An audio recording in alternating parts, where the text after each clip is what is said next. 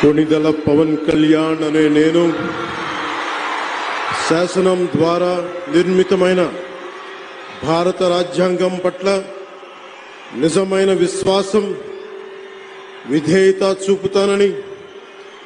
భారతదేశ సార్వభౌమాధికారాన్ని సమగ్రతని కాపాడుతానని,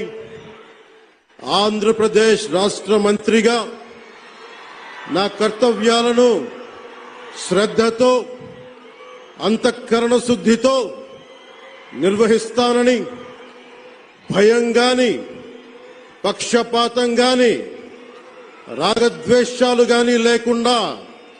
రాజ్యాంగాన్ని శాసనాలని అనుసరించి ప్రజలందరికీ న్యాయం చేకూరుస్తానని దైవ సాక్షిగా ప్రమాణం చేస్తున్నాను. నేను